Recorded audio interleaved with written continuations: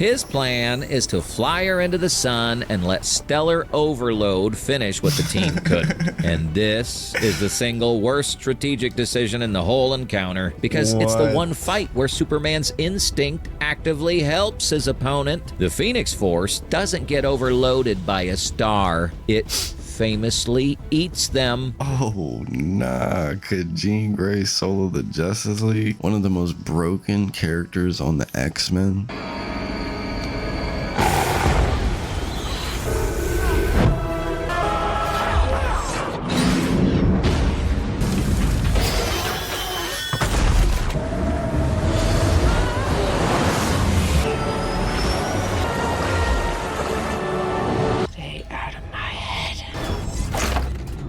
Professor said he'd handle this. You must trust me. You're a danger to everyone and yourself.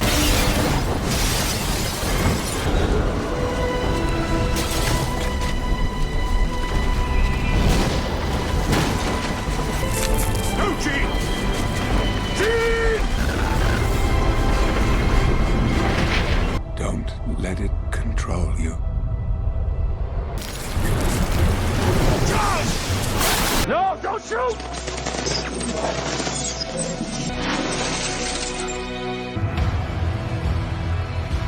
No! What have I done? Do me a favor, please. Get out of here. Get out of here, man! That's not even a question. She's the embodiment of the Phoenix Force, right? Which automatically makes her godly. She killed Professor X in a second. It doesn't matter. She can kill like so many people in a second. It's like she's broken. Was it that her powers split, that the Phoenix Force 5 formed or something like that? They were the most broken characters. You know, Phoenix Force Colossus, Phoenix Force Cyclops, Phoenix Force Magic, Phoenix Force Wolverine. There was a whole bunch of different Phoenix Force version of characters.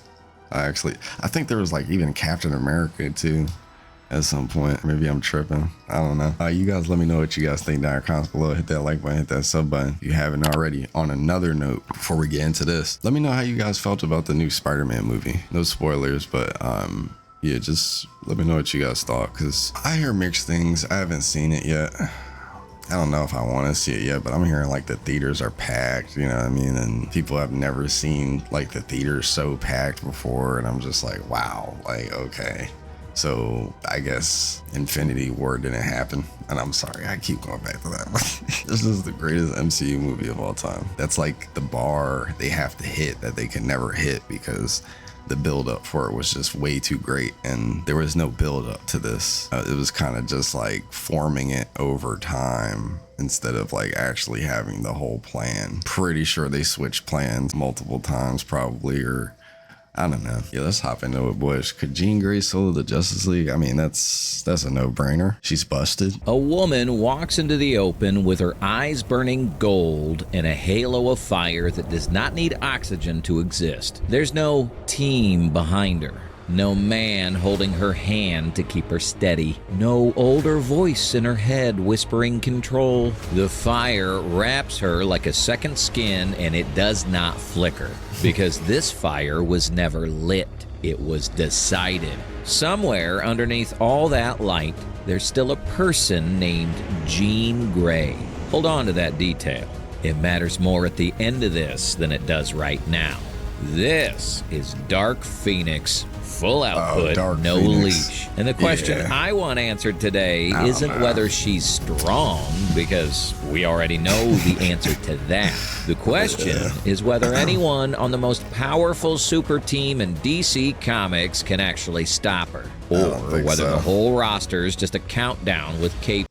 Teachers shouldn't have to spend out of their own pocket to We never do their gonna add job. that fast. That's why Canva Education On Composite Justice League, every member at their best documented showing, one by one, in sequence. This is Mike. We're back for another awesome video for Nerd Science. Leave your like, subscribe, and let's roll it. Here's the Let's part I need you roll to it. stay for. She wins almost all of these, but how she wins keeps changing. And every win burns away a little more of the woman under the fire. By the end, you're not asking who could beat her. You're asking who could reach her. Chapter 1, Batman and Green That's Arrow. crazy. The street level goes first, and it goes fast. Batman gets there before anyone, because of course he does. That's the whole brand. The version of this character people love is the man who has a folder for every friend who might turn into an enemy. Yep. And the canon backs that up. So, he comes loaded for a telepath, psychic dampeners, a lead-lined cowl, a tactical do read on anything, I'm exactly sure. how to fight someone who can read minds. And here's the thing the comics get right about Bruce that the movies usually flatten. His real superpower was never the gadgets. It's that he plans for the impossible and it usually works. Usually. Not here. Jean doesn't disable the dampener. She heats it from the inside until the components cook, because her telekinesis reaches the molecular layer and a device is just molecules holding still. That's the first quantified beat that matters. She's not fighting his tech. She's agitating the atoms inside it past their melting point, somewhere north of 1500 degrees for the alloys in that cowl, before he finishes deploying it. And the deeper problem is the one Prep can't solve. Prep time assumes your opponent can't watch you decide. Jean reads every contingency in his head as the neurons fire. A few milliseconds before his hand moves, his greatest strength becomes the thing she's reading off of. Green arrows, trick arrows, the EMP head, the neural disruptor. None of it lands when she can freeze a shaft in midair and reverse it while locking the part of Ollie's brain that tells his arm to move. Jean's survival tier, S. No resistance, no cost, under. Again, very broken. I mean, we just watched her clear Batman and I mean Green Arrow, whatever, you know, of course, like whatever, but we just watched her clear Batman in a second. Like, no problem. No problem. And usually Batman might have a plan. You know what I mean? Like he said, usually Batman might have a plan, but in this case, like there is no plan. This is Armageddon. 2 minutes. The League escalates because it has to. Chapter 2. The Flash and Cyborg. Now, Speed and Steel. And this is where the script tightens, because this is where a lot of people get the matchup wrong. The Flash opens the only way that makes sense. You can't outthink a telepath, so you move faster than the thought itself. And I want you to slow down with me here, because the canon on this is specific, and it changes the whole encounter. Barry isn't just immune to telepathy in a hand-heavy way. In Blackest Night, his mind moves fast enough through the Speed Force that a zombified Martian Manhunter, one of the strongest telepaths in DC, can't control him. That's a documented feat. So, if you're writing this fight honestly, Jean can't just reach in and switch Barry off the way she did with Batman. His thoughts outrun her read. That's the wrinkle most versions of this matchup ignore, and it's the reason this isn't an instant win. So, she doesn't fight him on the mental layer. She Whether or not it's an instant win, doesn't matter. This is gonna tear Barry apart. fights him on the physical one, where the Speed Force can't vote. She builds a telekinetic wall and lets him hit it. Run the number. Friction scales with the square velocity, and Barry at even Mach 10 against a solid surface generates heat in the range that Flash vaporizes flesh on contact. His own aura saves his life. Barely, but the impact scrambles his footing. Then she stops aiming in his mind and starts aiming at his blood chemistry, flooding his system with the wrong neurotransmitters, not to control him, just to make his body betray its own timing. It's a blunt instrument compared to what she did to Batman, and that's the point. Against the one man whose mind she can't own, she goes after the meat instead. Cyborg tries the smart play, a digital psionic interface to map her neural patterns and find a loop. to exploit. Gene treats his mother box architecture like a toy, rewriting his operating system with one focused thought, because alien tech is still just structured matter, and structured matter is her native language. His last move is a sonic cannon meant to break her concentration. It works for about 3 seconds before she folds the sound waves back at him at his own resonant frequency. Gene survival, tier A. Speed and tech force her to actually engage, but neither lands a real hit. What the League is learning is that physical and technological counters are off the table. They need something that fights on a different plane. Chapter 3. Wonder Woman. What they need is the thought bot if they're fighting in the DC universe, of course. Aquaman and Martian Manhunter. You can unlock more than ever with the American Express Platinum I'm card. interested to see Access how over the $3,500 in value. Wonder Woman They John's gonna sent go. 3. Wonder Woman goes in close with the lasso of truth. And people underrate this, so let me defend it. The lasso isn't a rope.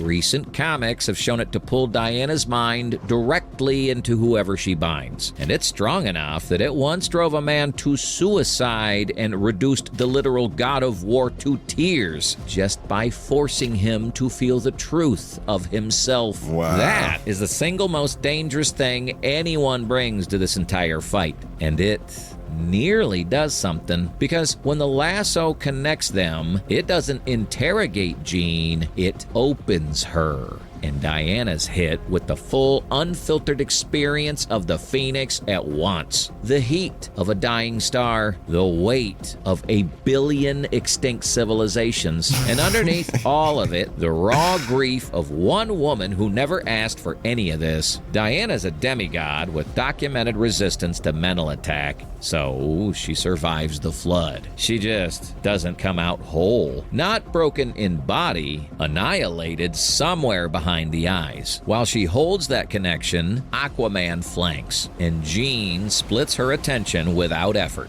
lifting Arthur off the ground and compressing the water in his bloodstream until his own circulatory pressure taps him out. Jean's survival tier, B. The lasso costs her one real moment of exposure. She closes it anyway. Then Martian Manhunter steps in and dip. I wouldn't even consider that like I don't know, like it was just a moment. Like she doesn't get a B for that. I think she still gets an A. She was able to split her attention effortlessly between Wonder Woman putting the lasso on her or whatever, and Aquaman, and dealing with Aquaman too. Like, then I mean, like that's an A, I guess. Like that has to be like this is the Justice League. She's getting an A for all of this. She's doing it effortlessly. There is no fight. This is the fight. This is the closest anyone gets. And I love this beat because it turns on a piece of canon almost everybody gets wrong. John is the most powerful telepath in the DC universe. And he doesn't come to overpower her. He comes to find her. Not the Phoenix. Jean. The grief, the love, the exhaustion under the fire. He goes straight into her mind looking for the woman. And for a second, it almost works. You can feel her flicker. This is the seam. But here's the part the adaptations always simplify. John's weakness to fire isn't physical. The comics established it as psychosomatic, something the Guardians of the Universe engineered into Martian minds to keep the species from reverting to a far more dangerous state. And after the trial by fire arc, it got refined further so that ordinary flame stopped mattering. What harms him now is the fire of psychic significance, pyrokinetic fire, cosmic fire, which is the exact and only kind of fire Jean Grey has. Her flame isn't combustion, it's molecular agitation driven by a cosmic force, burning on the same psychic layer John just opened the door to. So when she ignites inside that shared mental space, his defenses don't collapse because she's stronger. They collapse because she's burning in the one specific way his biology was never built to withstand. And he walked into it through his own telepathy. Jean's survival tier, C. He found the seam. she burned it shut. The League has one card left, and everyone in the room already knows what it is. Chapter 4, The Sun Doesn't Save Him. And before we get to him, I know what this is starting to feel like. 4 encounters, 4 wins, the tears creeping toward the bottom of the chart. It's definitely not going to be Superman that, like, I don't think Superman would be able to go up against Dark Phoenix, Jean Grey. Unless he goes and gets charged somewhere. But there is no time here. There is no time, right? What's crazy is that you got to remember that Superman, no matter what, is the embodiment of hope. Infinite hope, right? Infinite hope, like no matter what. And just from that, he could win. He could win. Like, just off of that alone. And you're wondering if the last fight's just a formality. Stay with me. It isn't, because Superman doesn't lose this fight on power. He loses it on a bad idea. And the bad idea is interesting. His plan is to fly her into the sun and let stellar overload finish what the team couldn't. And this is the single worst strategic decision in the whole encounter, because it's the one fight where Superman's instinct actively helps his opponent. The Phoenix Force doesn't get overloaded by a star. It famously eats them. The Dark Phoenix once drained an entire star in the Dabari system dry and went supernova on the leftovers. So Clark, a man who runs on solar energy himself, decides to take an entity that runs on solar energy and carry her toward the largest power source in the system. By the time he realizes it, they're inside the corona and she's stronger than when they left the ground. 2 solar batteries flying into the sun, and only one of them needed the charge. He switches to the physical route, and to his credit, the durability is real. His bioelectric aura has tanked energy attacks and a supernova before, so Jean doesn't attack the aura. She attacks the space around it, compressing the solar plasma into a focused shell and turning his own power source into a cage. And here's the moment that actually matters in the whole video. Clark will not go down. He just won't. And there's a beat where Jean hesitates, because under the Phoenix, there's still enough Jean Grey left to recognize a man who refuses to quit and to feel something about it. The hesitation costs her nothing. She wins anyway, but it happened. And remember the person I told you to hold on to at the very start? That hesitation is the last visible piece of her. Jean's survival tier, B. He makes her work, and for 1 second, he makes her look human. Conclusion and verdict. So here's the final tally, and Solo undersells it. Jean Grey beats the Justice League, but she doesn't fight through them as much as move through them, like weather that happens to be aimed at people. And the consensus on this matchup actually agrees, which is the part fans argue about least. Batman himself, in canon, has said the only person who could stop Wonder Woman is Superman, and Dark Phoenix operates a full tier above Deanna. The roster never had the answer. Jean's overall survival tier, S. She solos it without taking a single meaningful loss. But the Phoenix paradox is the real ending. The more she wins, the less of Jean is left. Every fight burns away another layer of the woman under the fire. And that one hesitation against Superman might have been the last of her you'll ever see. The real question was never whether she could beat them. It's whether anyone left in either universe could pull Jean back before the Phoenix decides Earth is the next thing that's gotten stagnant. If you want to see what happens when we put someone in front of her who actually fights at a cosmic level, drop your pick in the comments and subscribe, because that video's already coming. That video's already coming. Let me make one thing clear. Geico works hard to save you up to 20% on home insurance. Let me make another thing clear. There you go.